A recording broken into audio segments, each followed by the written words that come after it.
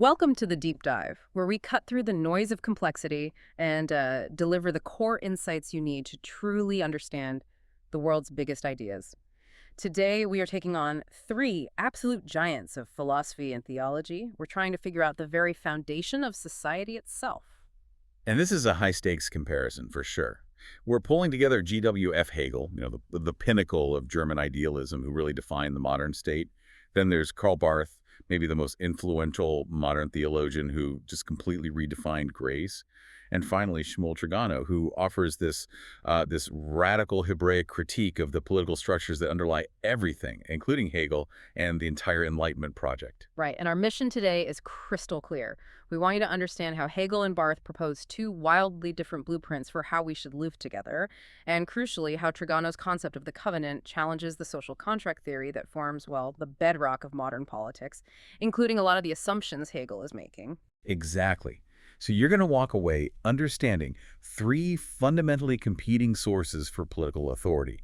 Is it rooted in objective reason? Is it in divine grace and, an inclusive election? Or is it structured by the original act of creation itself? It's all about which one truly, at the end of the day, allows for freedom. Okay, let's unpack this crucial starting point. G.W.F. Hegel. When people hear his name, they often think of, dense, impenetrable political theory. But his view of the state is almost breathtakingly ambitious. What did he actually mean when he placed the state at the very center of ethical life? Well, he meant that the state isn't just a mechanism, it's not just a tool for administration, it's the ultimate expression of rational reality. Hegel defines the state as the actuality of the ethical idea. It's the highest expression of the ethical mind, knowing and thinking itself.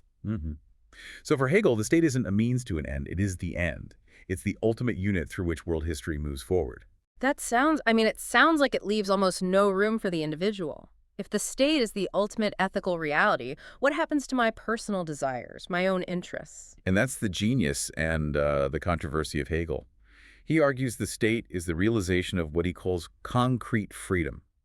He doesn't want your individual interests to just disappear. Not at all. Instead, he says that your subjective freedom achieves its full development only when it simultaneously passes over into the interest of the universal. So I'm only genuinely free when I understand and will the universal end, which is embodied by the state. Precisely. It's a paradox. You think you're free when you're pursuing your own narrow self-interest, but for Hegel, you're actually less free, less actualized. So if I'm outside the state's duty, I'm sort of incomplete.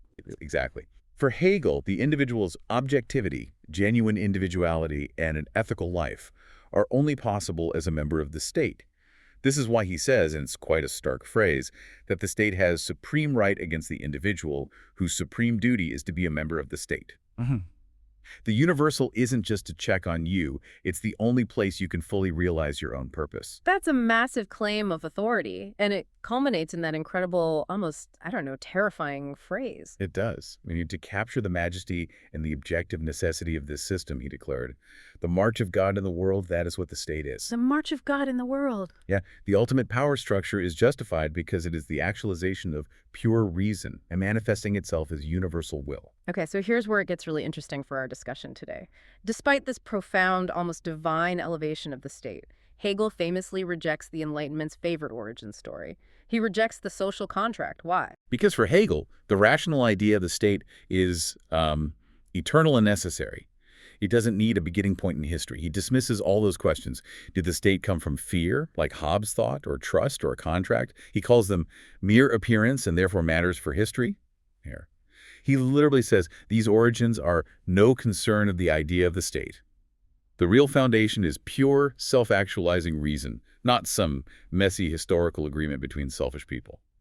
It's fascinating that Hegel dismisses the social contract as mere appearance, yet that concept, the social contract, is arguably the default operating system for, well, nearly all modern political thought. Let's look at the contract itself for a moment, which Trigano will later critique. What are its fundamental assumptions? Well, the modern social contract, championed by figures like Hobbes, Locke, and Rousseau, it posits that human society begins when individuals voluntarily leave a state of nature. They agree to surrender some of their rights to a governing authority. In exchange for what? Security. Exactly, in exchange for security, protection, or, for Rousseau, mutual liberty. And our sources point out a key often overlooked tension here. It's supposed to be a secular idea, but it follows a pretty profound theological rhythm, doesn't it? It absolutely does. It mimics a kind of creation, fall, redemption story. The state of nature is the prelapsarian or fallen condition, chaos. The contract is the redemptive act that saves humanity from itself. And the resulting state is the new saved order. So the contract tries to secularize politics while kind of unconsciously retaining the theological need for an ultimate authority. Okay, now, enter Shmuel Trigano. He views this entire modern project, rationality, democracy, and the contract, as resting on a very shaky, incomplete foundation. What's his core criticism? Trigano argues that modern rational democracy is wholly preoccupied with founding. It's obsessed with the myth of origins, that exact moment people supposedly agreed to the contract or established the rational state. And this obsession, he says, causes it to neglect the essential role of absence, or the void, at the core of power. Absence. That sounds pretty abstract. Can you make that clearer for us? What does absence mean in a political context? Sure. Think about the source of authority. Power is paradoxical, right? It's never truly at rest, it's always passing, and crucially, it cannot authorize itself. If I just declare myself king, why should you listen to me? My authority has to be grounded in the other, something outside of me. Like what? Could be God, a father, an abstract idea like Hegel's reason, or the law. That external grounding, that necessary reference to something beyond the immediate political moment, that is the transcendence or absence that modern thought tries to deny. So the modern contract tries to get all its authority from human agreement, which is, imminent. It's right here. But Trigano is saying power needs a source that transcends the human. It needs an absence where the authority originates. Yes, the political moment is one of flight and withdrawal, where the true source of authority has to step back to create space for humanity to act. By insisting power must be wholly rational and contained within human systems, modern politics just unconsciously revives that myth of origins, endlessly looking for a self-sufficient foundation it can never ever find. This brings us to Trigano's alternative framework then, the Hebraic covenant, or Berit. How does this concept structurally and, I guess, ethically counter the social contract? Well, the Berit shares some components with the contract. It involves partners, there's negotiation, but its power is rooted in the structure of creation itself. Trigano points out that the Hebrew roots for covenant, berit, and creation, bereria, actually come from the same root word, which often means to choose or to cut. The act of creation is, from the start, a covenantal act. Okay, so what's the practical difference then between a covenant rooted in creation and a contract rooted in just human agreement? The contrast is huge, and it's found in their goal for the individual. The social contract, especially as you see it in thinkers like Rousseau, demands the total alienation of each associate to the whole community. Total alienation. That's a strong phrase. It is. You are supposed to lose yourself entirely in the general will to achieve universal political unity. The contract aims for universality and your total absorption into the collective. The covenant, on the other hand, aims to produce a particular being, an individual or a people, set apart from the massive, unreal totality of the world. The covenant doesn't demand you disappear into the collective. It creates the structural room for your unique identity to actually emerge. That's a profound political realization. So the contract is saying, assimilate or you fail. And the covenant is saying, be particular, be set apart. How is that particularity protected politically? It's protected because the covenant is rooted in that idea of absence we talked about, God's self-withdrawal, which creates the world, the olam. This means the covenant cannot be governed by the strict, rigorous justice of a legal contract.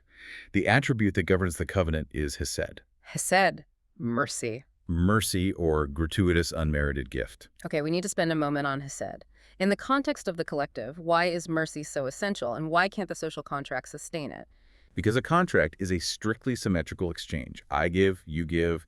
If I break the contract, I'm subject to immediate rigorous justice. There are consequences. Hesed, however, is asymmetrical. It's a gift that withholds judgment.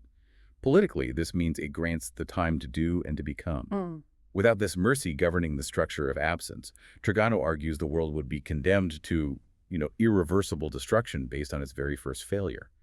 The covenant allows for persistence and forgiveness in a way the purely rational symmetrical contract never could. All right, let's pivot entirely now. We're moving from Hegel's philosophical rationalism and Trigano's Hebraic critique to a profound theological vision of society offered by Karl Barth. How does Barth's radical doctrine of election give us yet another foundation for thinking about community? One that stands in powerful contrast to Hegel's objective, demanding state.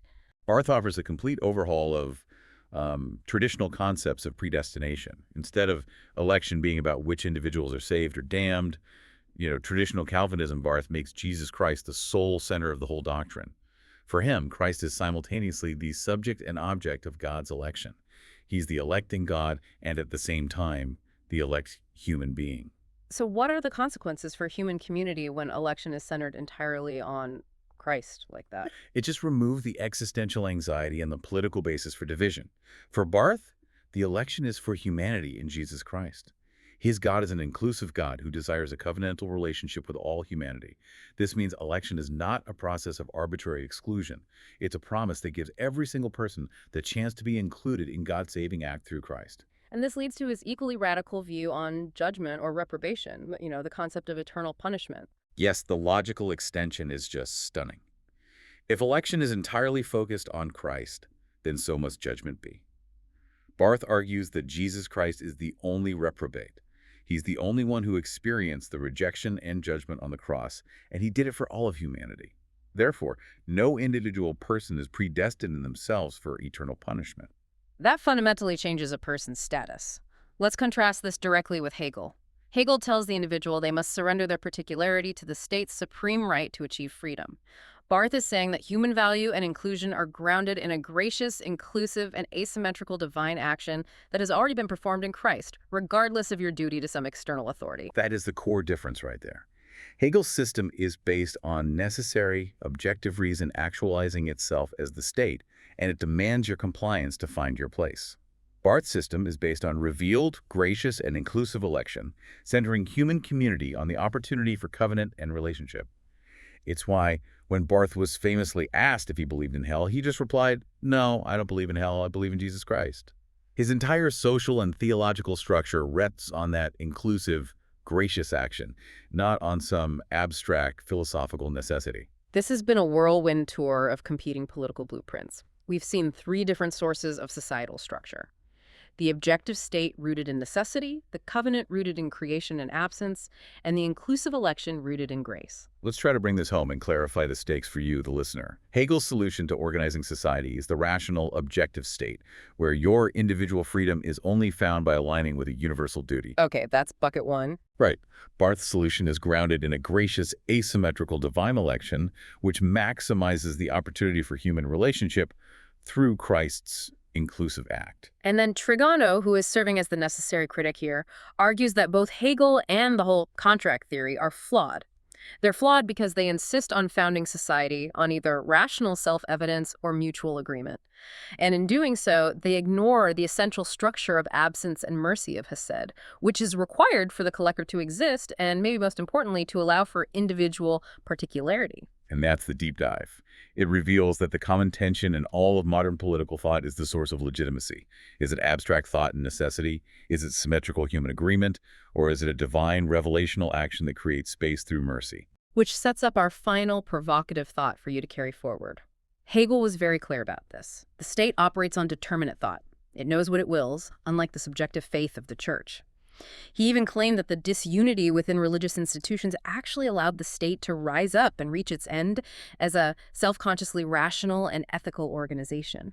But if the frameworks proposed by Barth and Trigano are correct, that the basis of human society is intrinsically theological, rooted in structures of covenant, election, and grace, then the modern rational state is not operating on the purely self-sufficient foundation it claims to have.